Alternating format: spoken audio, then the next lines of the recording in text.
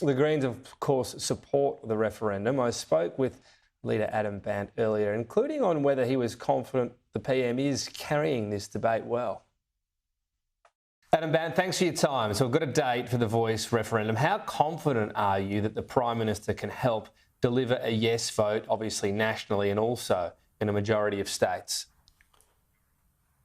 Well, I think you're going to see a lot of people right across the country from very different walks of life all campaigning for a yes vote. I was out campaigning for yes at the train station on the day of the announcement together with Bill Shorten. You've seen former Prime Minister Malcolm Turnbull come together with independent MPs and Labor MPs. I think you're going to see a broad push of people campaigning right across the country for yes. But I think one of the important things is that this is not about politicians.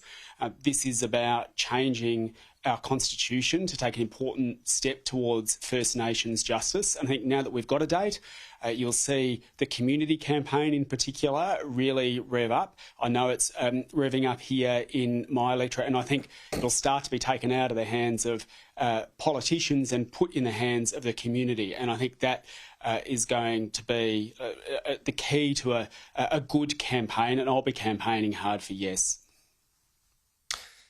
It is on a knife edge at best. The favourite, if you look at the pollsters, would be the no side. If it does fail, would you and your party push the legislative voice, even though it wouldn't be in the Constitution? It would just be up to the Parliament of the day?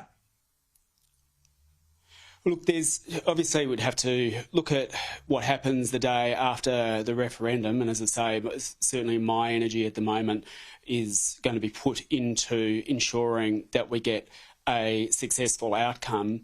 One of the reasons I think we really do need the referendum to succeed is that so many other changes that we know are going to be needed to ensure that we have full justice for First Nations people in this country will be harder to achieve if we get a negative result. So, but in terms of what happens afterwards, I think that has to be judged on the day afterwards. Now it's a matter of putting all shoulders to the wheel to ensure that we get a yes vote. When you say judge on the day afterwards, though, do you mean if it's really close and it's at a majority national vote, you'd feel justified about trying to legislate one, but if it's not so close and it's no, it might be harder to have that acceptance? Oh, no, that's not what I'm saying. I'm not thinking about what legislation might have to hit the Parliament or not, or what other steps might be taken. Not thinking about that. I think we've got a referendum, and it's a significant thing to change the Constitution, and it requires concerted campaigning and focusing on that and that alone, and that's what we're going to be focused on. All right. Wanted to ask you about AEMO, another warning today of possible reliability issues with the grid in future years, but this summer as well. The story has been coal, of course, exiting the grid, and the race, I guess, to replace it with some peaking and also renewables. Do you think Australians would be willing to forego some reliability to be able to tackle climate change faster? Well, I think one of the things that the report points out is something that that AEMO and others have been saying for a number of years, and that was very much ignored under the coalition when they heard those reports because it was inconvenient for them politically, and that is that a huge source of the unreliability is the coal-fired power stations themselves. They're ageing. Many of them ought to have been closed down some time ago just on technical lifespan operating grounds.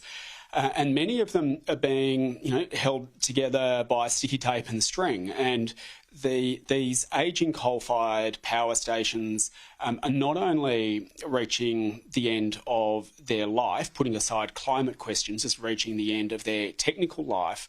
But what we also know is that as well as being unreliable, they're also unreliable in hot weather, and the hot weather is, of course, fuelled by the coal-fired power stations. And so these reliability concerns are being in large part driven by coal and by the coal-fired power stations themselves.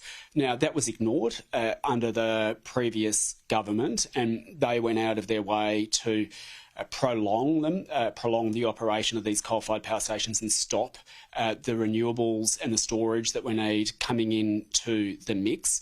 And I think now we need to look at this report and understand that the answer has to be to accelerate the take-up, not just of renewables, but of storage as well. And one area I think that really needs some... When you say that, just to jump in there, when you say the answer is to accelerate renewables, this report indicates the current pace of them. We're sort of struggling to replace the power that you pointed out is exiting the grid. And then we've got this warning from Snowy that it won't be online for another 5 years and another doubling in the cost. It's 6 times the cost. So this report doesn't actually say we can go faster, does it? Well, the question of storage is critical. And one of the areas that I think that the previous government neglected, and I think the current government hasn't taken up fast enough or even with any policy at all, is how do we increase the amount of storage in the system, including things like for batteries for people who've got solar. We know that people across the country are doing the right thing. We've got one of the fastest take-up rates of solar power in this country over many years in the world, because people know that there's a lot of sun shining on the country. It's good for solar energy. But there hasn't been a matching policy to get batteries into people's homes, or indeed batteries in other places that could be needed. Now, we've had really successful schemes in the past to support people getting solar rooftop, to the point where people are just being driven by economics to get solar on their roofs now, putting aside climate concerns, putting aside it being the right thing to do. It now makes economic sense. We need a similar process to ensure that people get batteries in. And that's something that could be done. We've got the technology for that. That's not talking about new technology. That's talking about existing technology. Government help to do that, and to do that quickly takes a lot of demand out of the system. And to the extent that that is being pointed out as being a problem, there are solutions there. Can take a lot of money. I guess that the point on the macro is that the big battery, so-called battery, Snowy 2.0, isn't going well.